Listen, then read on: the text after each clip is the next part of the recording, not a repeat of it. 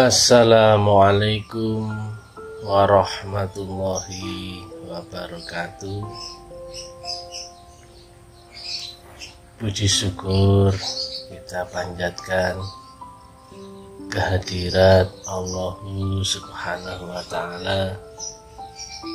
Kita sekalian senantiasa terpanggil untuk bisa melaksanakan zikrullah. Selanjutnya, seperti biasa, kita sambung dengan uraian taklim ala kadarnya. Mudah-mudahan apa yang kita kerjakan ini adalah semata-mata menjolok apa-apa yang turun dari alam ketuhanan, ridhonya, kasih sayangnya, rahmat rahimnya, hidayahnya, rezekinya, syafaatnya, dan sebagainya. Kita lanjutkan lagi tentang praktek rumus menang dunia dan akhirat. Yang sederhananya kemarin adalah jika kita menggandeng potensi tak terhingga, maka hasilnya pun menjadi tak terhingga. Jika tidak ketemu tak terhingga, relatif ini tetap akan relatif. Maka jika seseorang yang relatif tidak pernah menggandeng potensi tak terhingga, maka nggak akan pernah sampai kepada dimensi tak terhingga atau zat yang maha tak terhingga. Itu rumus, nggak mungkin bisa dibantah karena itu sudah hukum seperti itu. Nah, karena demikian sulitnya praktek, bagaimana cara kita beserta potensi itu, ya coba kita urai lagi supaya benang merahnya, garis bawahnya itu masing-masing kita bisa ketemu, bisa paham apa maksudnya ini. Karena bahasanya teknis sekali, sangat matematis, sangat eksak. Kok seperti itu ya agama? Padahal agama itu ya dzalikal kitab la raiba fi. Sangat pasti, nggak ada keraguan, nggak ada kira-kira, nggak ada kemungkinan, hukumnya pasti, aslinya seperti itu. Nah, cuma karena hijab sehingga kita seolah-olah agama itu abstrak. Agama itu seolah-olah bayangan, ada di dimensi lain yang jauh tinggi yang tidak terjangkau. Ya, karena rukun syarat menjoloknya nggak ketemu, maka dimensinya nggak ketemu, rumus hukumnya ya juga nggak akan ketemu. Nah, praktek rumus menang ini jika kita terapkan di dalam hal apapun, teorinya itu pasti menang. Gak mungkin gagal, gak mungkin kalah. Asal rukun syaratnya terpenuhi, metodologinya terpenuhi, hukum, rumus, teori, dalilnya ketemu. Nah, tapi itu kan tidak mudah melihat itu, karena itu ada di dalam alam qadim. Kitabnya kitab qadim. Tapi kita coba diurai di portalnya bahasa manusia. Kita coba urai dengan bahasa cerita, bahasa kajian. Mudah-mudahan benang merah itu ketemu antara yang qadim di alam itu menjadi sesuatu yang bisa diceritakan di alam ini. Sama halnya dengan Quran yang asli kan Quran qadim.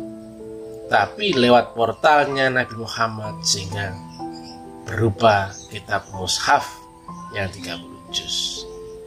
Itu melewati proses panjang. Nah, kita lanjut lagi.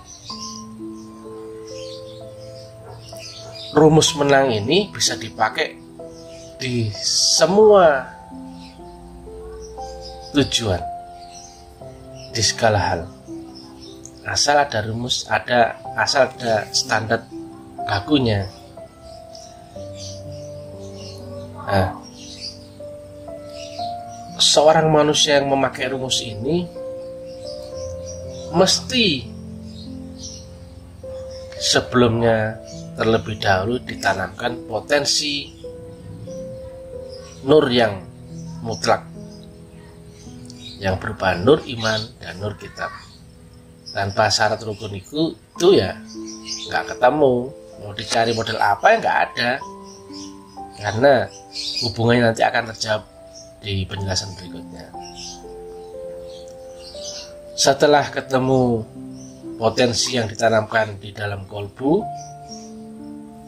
kemudian kita akan berizki sebuah metodologi, yaitu sistem ketuhanan, yaitu zikrullah semedi, zikrullah berupa tapa brata atau khalwat, dan selanjutnya adalah menggandeng bakti atau misi ketuhanan. Ini nggak bisa dipisahkan. Di titik nol itu manusia bisa mulai rukun syaratnya melakukan jolokan. Nah, jolokan ini segala macam bisa dimenangkan, dan itu hukumnya pasti karena menggandeng potensi yang maha mutlak, maka hukumnya mutlak. Tapi bagaimana adaptasi menggandeng yang maha mutlak itu? Nah, coba diperhatikan. Adaptasi syariatnya adalah berjuang sungguh-sungguh, fokus, kemudian mengaitkan tujuannya itu ke dalam sistem ketuhanan. Jadi gak bisa dibikin-bikin. Misalkan contohnya seorang guru, misalkan bagaimana cara menjolok ketuhanan lewat amanah saya sebagai guru. Nah, ini contohnya ya. Maka di dalam praktek keguruannya itu mesti menggandeng misi ketuhanan. Mungkin diantaranya ada nilai dakwah, ada akhlakul karimah, ada budi pekerti yang baik, ada hasil dari profesinya sebagai guru pun dikembalikan lagi ke dalam sistem ketuhanan. Dengan kata lain, ternyata tujuan awalnya yang ingin menjolok potensi ketuhanan dari profesi sebagai seorang guru, maka keguruannya diadaptasikan supaya terlibat masuk di dalam sistem ketuhanan. Maka dengan sendirinya ada garansi di situ, ada campur tangan Allah di situ. Jadi nggak bisa kita bikin-bikin. Misalkan, wah mau jadi seorang yang luar biasa lewat guru ini, maka aku jolok. Nah, ternyata kadarnya kita yang menilai, itu nggak bisa. Mesti total dia memasukkan apa-apa yang dijoloknya itu ke dalam sistem ketuhanan. Baru di situ ada potensi starting up. Ibaratnya mesin gitu sudah mulai di starter, nah, seperti itu.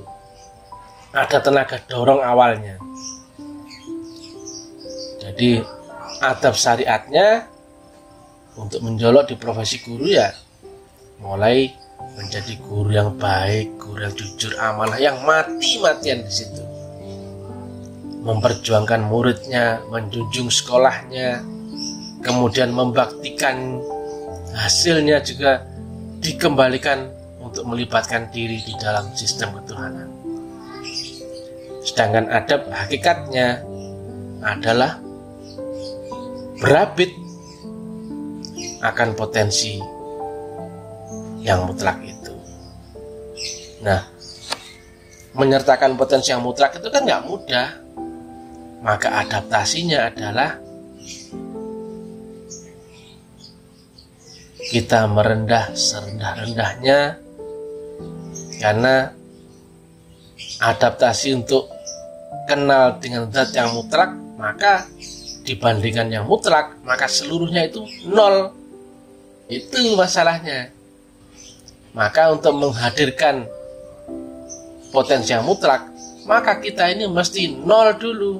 Nggak ada angka 1, nggak ada angka 2, 3, 4, 5, atau dan sebagainya. Nggak ada kesombongan, nggak ada keakuan, nggak ada merasa ini, merasa itu. Baru memungkinkan potensi yang mutlak itu ada. Karena rumusnya kan demikian matematikanya. Apapun jika dibandingkan dengan yang mutlak, maka nol. Jika ada mutlak, maka lainnya nol. Itu rumusnya. Maka jika masih ada angka 1, 2, 3, dan sebagainya nampak, berarti yang mutlak itu masih terhijab. Artinya seolah-olah tidak ada. Itu masalahnya. Maka adaptasi syariatnya tadi mesti berjuang terus sungguh-sungguh membawa misi ketuhanan. Nah, mungkin di tengah perjalanan diketawain orang, dalam dakwahnya diketawain orang. Apa kamu? Siapa kamu? Ngomong agama. Kamu lo siapa? Aku siapa? Kan gitu. Kamu anak kemana sore aja berani ngomong gitu. Itu vitamin. Itu kita disempurnakan. Ada pula orang gak seneng. Kamu tuh keminter. Ilmu saya cetek, ilmu masih dangkal, tapi sudah ngomong kayak gitu, metuwek saja kamu itu. Itu bahasa Jawanya seperti itu. Itu vitamin, itu penyempurnaan, itu hukum. Ada 18 derajat, itulah peluang penyempurnaan itu. Dan gak mungkin ada enaknya, awalnya seperti itu. Karena adaptasi dari relatif untuk menuju zat yang mutlak ya sulit. Ada proses yang mesti mati-matian sampai pada batas tertinggi kemampuan manusia.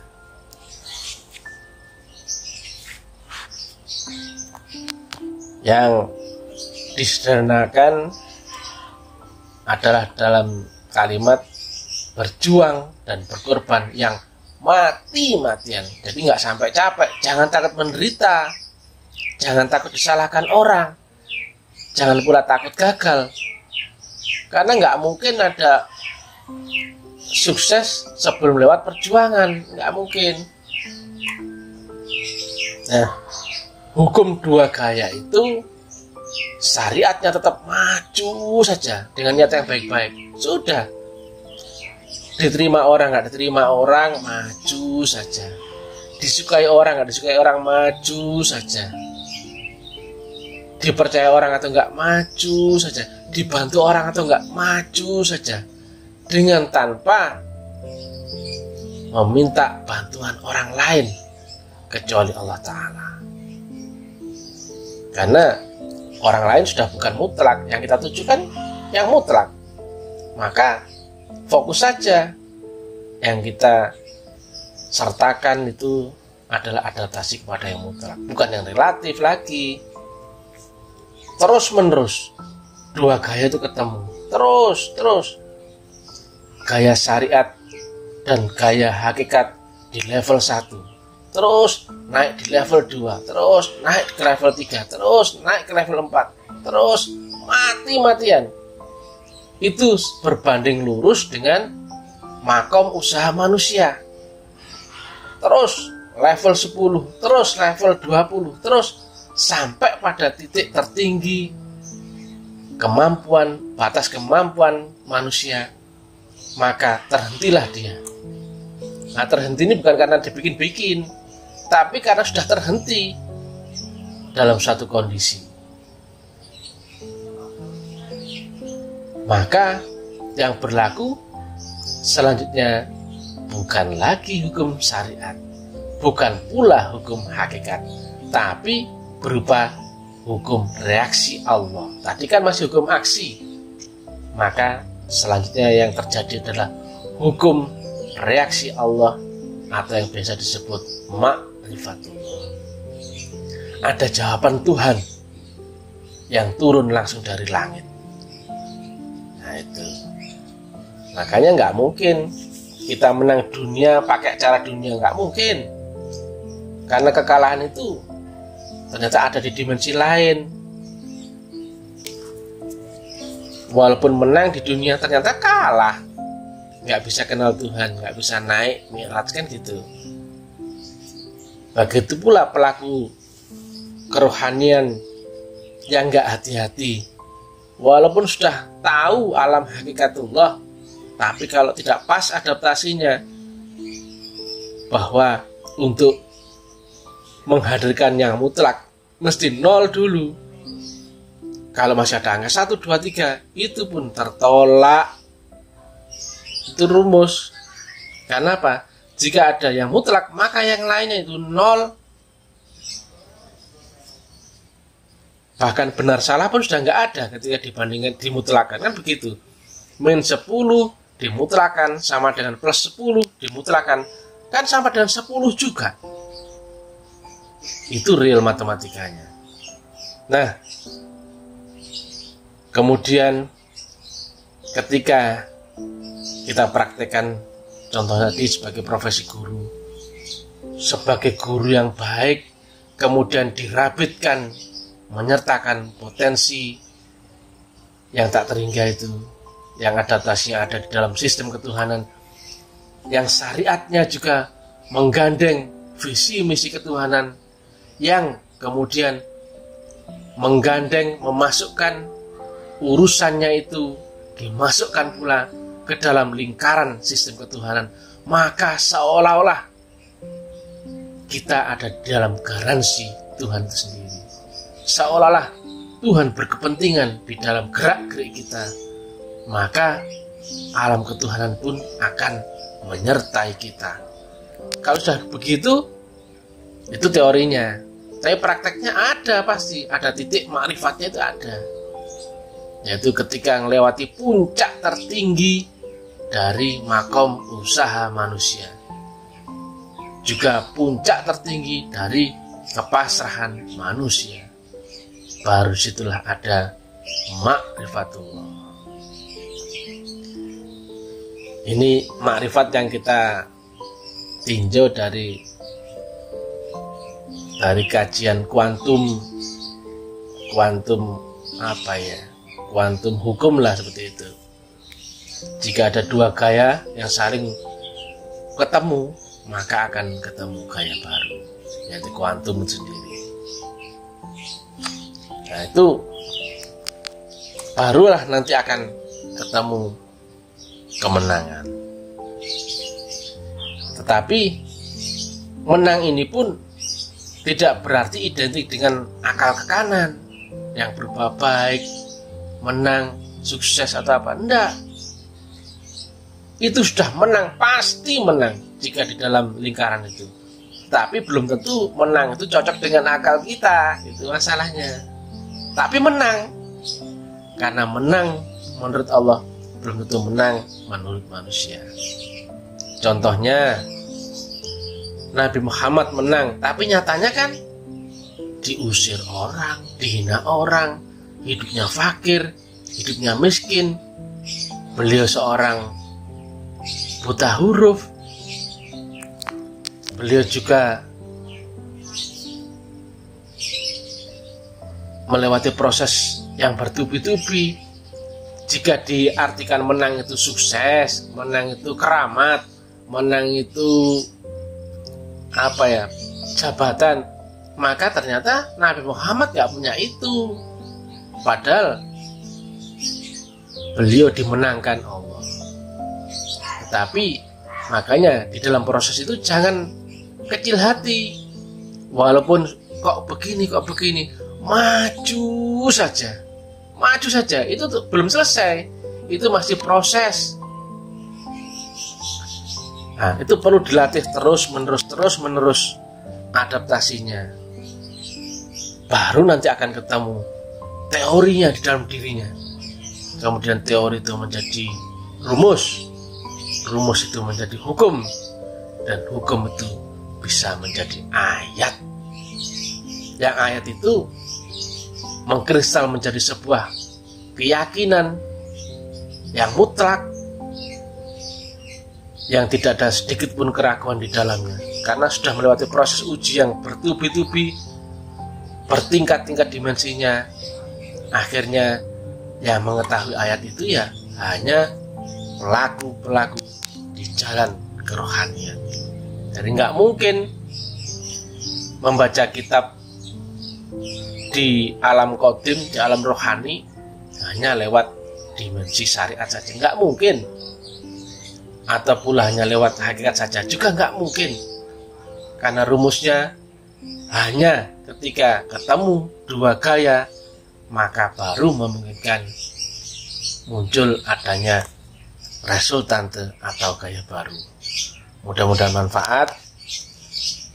Kurang lebihnya mohon maaf sebesar-besarnya. Assalamualaikum warahmatullahi wabarakatuh.